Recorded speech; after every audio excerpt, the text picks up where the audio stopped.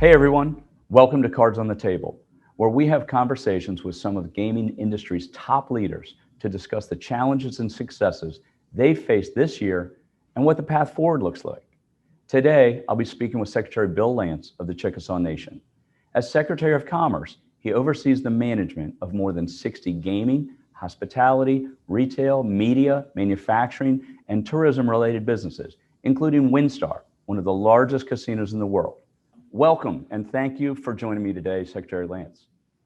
Thank you, Bill. Appreciate it. Well, let's go right into it. The industry and tribal nations across the country have faced something that was, quite frankly, unimaginable. And I think about, I think about my perspective of, kind of learning this industry and being kind of a newcomer to this industry. But, you know, talk to me, talk to our viewers from the perspective of somebody who's been in this industry a while, seen ups and downs, difficult times. But take us back to, I don't know, March 10th, March 15th, and what that looked like from your perspective. Yeah, Bill, it was probably one of the most challenging experiences I've ever had in my professional career. I mean, I never would have dreamt that we would have been closed one day, let alone 71 days and the financial implications associated with that. But I remember vividly, and you'll probably remember this yourself, March 11th, which happens to be our anniversary, my wedding anniversary, was the same day that the Oklahoma City Thunder was playing the Utah Jazz. Yeah. And if you remember, the NBA, shortly after that game, they suspended the entire season after that one game and the Rudy, Gobert situation where he tested positive for COVID. So literally, I think that was like the shot heard around the world and got our attention.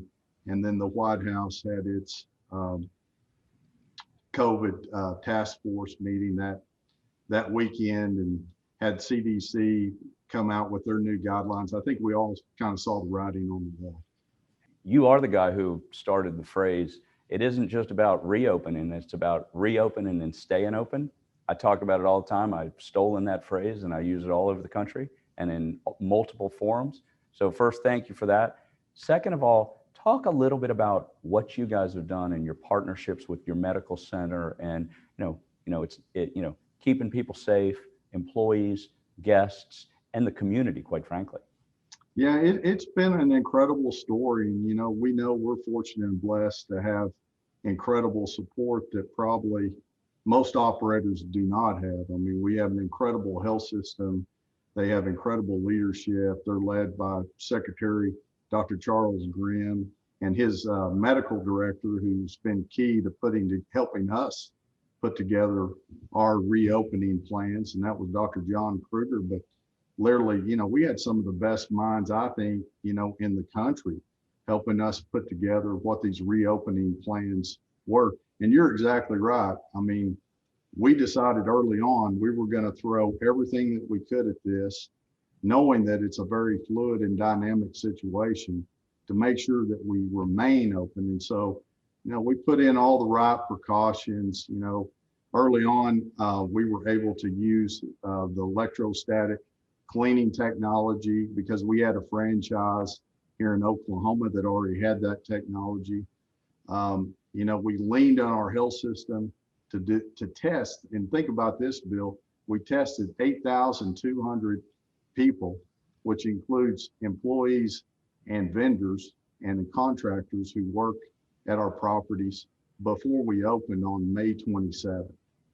And then we put together a surveillance program where we randomly sample like 250 employees every week. And we test them. We use the rapid Abbott ID testing to test them. And then every day, every employee fills out an app, and it's a Qualtrics app on their iPhone, and they take their temperature. And if for any reason they screen out, we're able to keep them safely at home versus, potentially having them come into the workplace and potentially, infect others, and we take them through a screening process and then potentially get them a PCR test at that point. But I think, one of the keys, and I think I've mentioned this to you, is having that rapid testing capability on site to be able to detect at a 95% confidence interval that if we have outbreaks across any properties, I think it's really been a game changer for us. And it would not even be remotely possible without a partnership with our health system. And I think you recall this, Bill, early on, we recommended face coverings for both employees and customers. And that wasn't adapted by the industry as a whole early on until the CDC came out with their guidelines.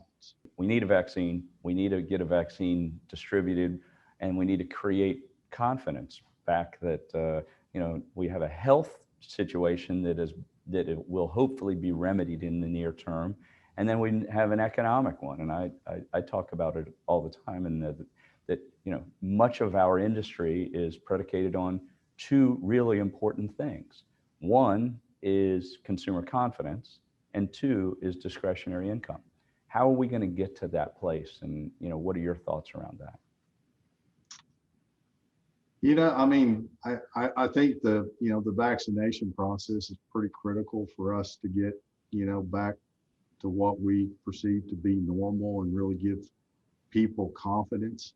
I think too, being vigilant, about the precautions that we're going to have to keep in place for some period of time, call it 6 months to a year.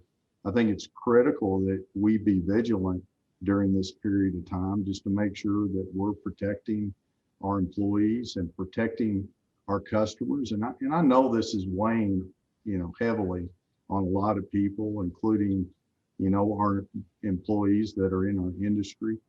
But I think it's going to be important that we remain vigilant to give people the confidence that they can come to our facilities and be safe, and further be a shining example of what you can do. I mean, a lot of industries are replicating exactly what we're doing, and they're demonstrating that we can safely stay open and keep our economy going. I think that's one of the most important things that we can do as a nation.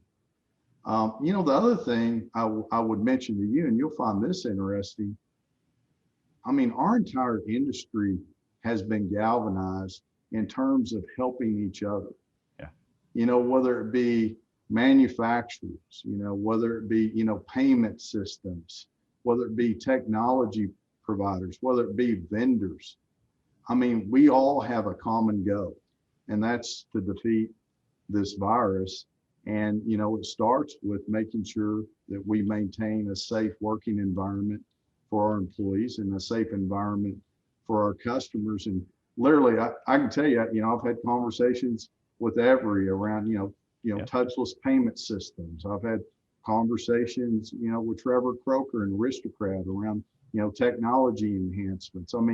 And they have been very receptive and just incredibly responsive during this entire period. And I just hope we learn something from this. That, when we have a common focus and we can focus on one direction, we can really accomplish a lot. That's an exciting way to kind of probably close this segment, because from my perspective, I have seen that unity and the power in that unity up here in Washington, D.C., where we're able to kind of identify what are the priorities that we need from the Congress, what are the priorities that we need to exhibit as a responsible industry. I think that it's been extraordinary to see that very strong group of very diverse individuals and diverse companies all rowing in the same direction. And I think that that is one of the things that's going to really accelerate our success when we come out of the other side on this. So, yeah, totally agree. Secretary Lance, thank you so much for being with us today. It's been an honor and pleasure to be with you, as always. Have a great day. Bill, we appreciate you and appreciate your leadership.